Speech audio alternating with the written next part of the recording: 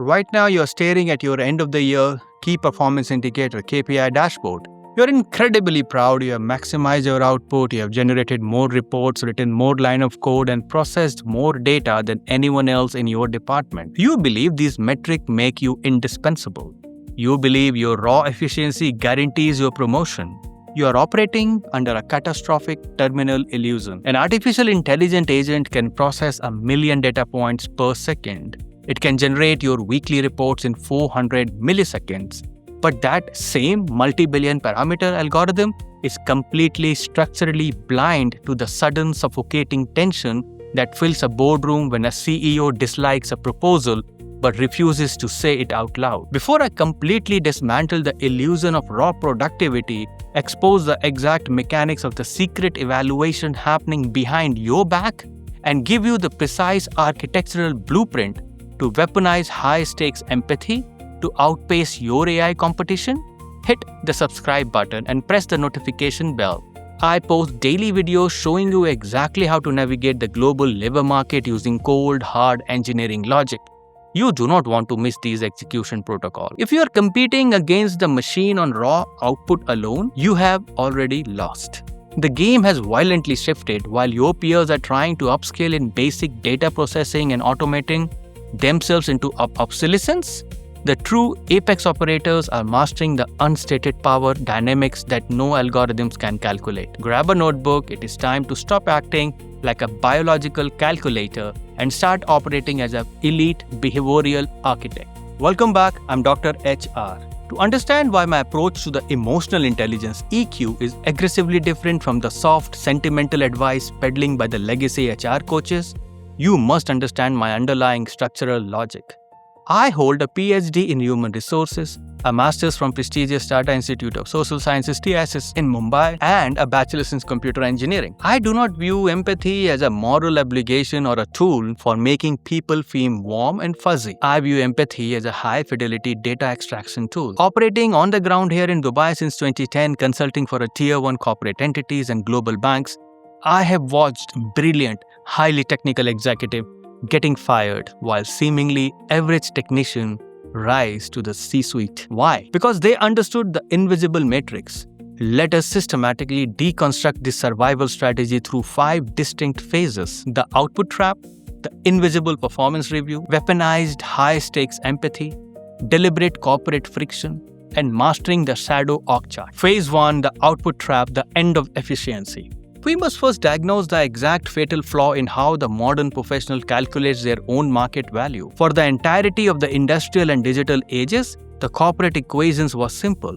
Speed plus accuracy equals value. You were paid to be a biological machine. If you could process a financial audit faster than a person sitting next to you, you won. If you could write a cleaner Python script with fewer bugs, you were promoted. Today, that equation is mathematically dead. Imagine you are a world-class mathematician who has spent 20 years learning how to do complex, long division in your head. You are a genius. But the moment a $5 solar-powered calculator is placed on the desk, your biological speed is instantly rendered worthless. The market does not care how hard you work to learn the math. It only cares about immediate, frictionless results. This is the output trap. Large language models and autonomous AI agents are ultimate calculators. They do not sleep. They do not ask for 410k match. They do not experience burnout. If your primary value proposition to your employer is that you can summarize documents, write standard syntax, or aggregate market research, your career is depreciating an asset. When you try to compete with an AI on efficiency, you are fighting a war of attrition that you are biologically destined to lose. You are sprinting against a bullet train. If you are competing on raw output alone, you have already lost. Phase 2, the invisible performance review, the secret evaluation. If raw output no longer secures your position, what actually dictates your survival in 2026 enterprise? You must realize that official KPI dashboard in your Workday or Oracle SCM software is merely a baseline. It is a minimum required to not to be fired on a Tuesday. The actual decisions regarding who gets promoted, who gets equity, and who survives the next round of an automated layoffs are made in an entirely different matrix.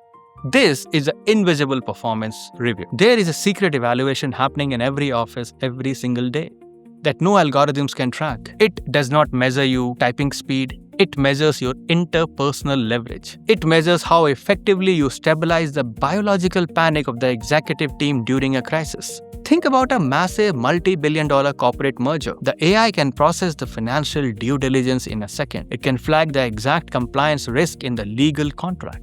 But when the two CEOs are sitting across the table and one suddenly hesitates because his ego feels threatened by the new organizational structure, the AI is completely useless. The algorithms cannot look the CEO in the eye and read the subtle shift in his posture and deliver a nuanced, face-saving narrative that bridges the emotional gap and saves the deal. The invisible performance review asks one binary question. When mathematics of the business fails and human irrationality takes over, who can execute the board actual trust to calm the storm? An AI cannot be trusted with the crisis of the faith because an AI has no soul to risk. By prioritizing interpersonal influence over cold efficiency, you create an impenetrable layer of professional longevity that is completely impossible to automate. Phase 3. Weaponize high-stakes empathy. To dominate this invisible review, you must completely redefine how you understand emotional intelligence. Amateurs view empathy as sympathy. They think it means being nice, agreeing with everyone, and fostering a toxic positivity environment where no one's feelings are ever heard. This is a fundamentally weak, obsolete interpretation of the concept. Apex operators view empathy as a tactical radar system. It is weaponized high-stake empathy. In military aviation, a fighter jet uses radar not to make friends with the opposing aircraft, but to gather high-fidelity real-time data on environment, identifying threats and opportunity before they become visible to the naked eye. Empathy is your biological radar. You're sitting in a high-stakes boardroom in Dubai. The chief financial officer is presenting a new cost-cutting mandate. The words coming out of his mouth are confident, but you are utilizing weaponized empathy. You notice the micro-expressions. You notice that he avoids eye contact with the VP of operations. You sense the unstated, structural tension vibrating in the room. The AI transcript of this meeting will simply record CFO's spoken financial target. The AI is blind because you possess high-stakes empathy. You realize the CFO doesn't actually believe in the mandate. He is being pressured by the board of directors and he is terrified of the operational blowback. You do not attack his numbers, you approach him privately after the meeting. Acknowledge the immense pressure he is under and offer a strategic compromise that satisfies the board while protecting the operations team. You have just extracted hidden emotional data, processed it through your strategic matrix, and deployed a solution that secures massive loyalty from a C-level executive. The machine can read the text, but the Apex operator reads the subtext. Phase 4. Deliberate corporate friction, the counter-intuitive strategy. As the corporate world becomes increasingly obsessed with the AI, the overarching goal of every CEO is to eliminate friction. They want frictionless customer service, frictionless supply chains, and frictionless software deployment. But absolute frictionless speed is incredibly dangerous. A car without brakes will eventually crash into a wall. If you want to outpace your AI competition, your most powerful tool is actually deliberate corporate friction. An AI will blindly execute a prompt. If a stressed, exhausted executive inputs a deeply flawed, highly aggressive pricing strategy into the system, the AI will perfectly and efficiently distribute that fatal error to 1 million customers in a millisecond. The machine has no intuition, it has no gut feeling that says, wait, this is mathematically correct, but it is going to destroy our brand reputation. You must be the brakes. You must inject nuance into. When the automated systems suggest a ruthless optimization that looks perfect on a spreadsheet, but will devastate the morale of your top-performing engineer, you must step in and deliberately slow the process down. You walk into the vice president's office and state, its logic is flawless, but it is emotionally intelligence. The algorithm's logic is flawless, but its emotional intelligence is zero. If we execute this frictionless mandate, we will save $200,000 this quarter, but we will trigger a mass exodus of our Tier 1 engineering talent, costing us $2 million in recruitment and lost intellectual property next year. I'm halting the deployment.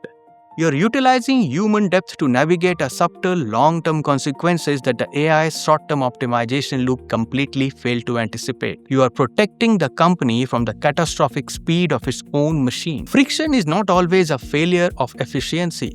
Sometimes it is the only mechanism that prevents a fatal systemic collapse. Phase 5, Mastering the Shadow Org Chart. Unstated power dynamics. The final phases of the dominating the invisible performance review requires you to master the architecture of the unstated power. If you ask an AI to analyze your company, it will instantly download the official organization chart from the HR database.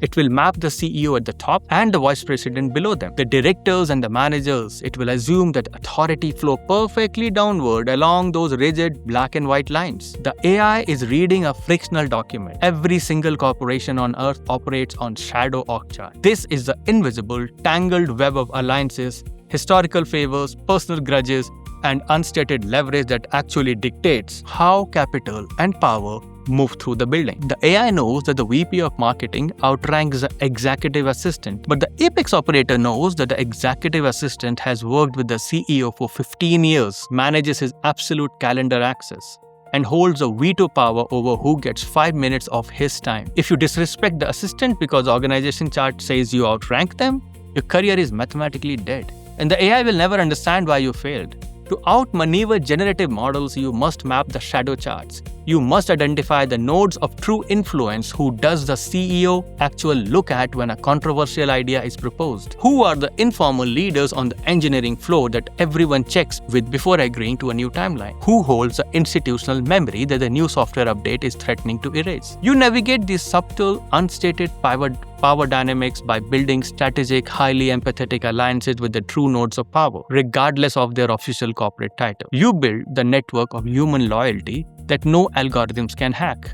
disrupt, or replicate. An algorithm can map the official hierarchy, but it takes a sovereign human operator to manipulate the shadow matrix. Look closely at the professionals around you who are panicking about the rise of the artificial intelligence. They're terrified because they spend their entire lives trying to be a biological machine. They optimize for speed, output, and data processing. Now, a real machine has arrived, and it is better at their job than they ever will be. If you fight the machine on its own term, and you will be purged from the system. The strategy of the 2026 is absolute. Stop upskilling purely in technical data. Stop trying to increase your raw output. Embrace the invisible performance review. Weaponize your high-stakes empathy to read the tension in the boardroom. Inject deliberate corporate friction to stop fatal algorithmic errors. Map the shadow org chart. Master the unstated power dynamics that dictates a corporate survival.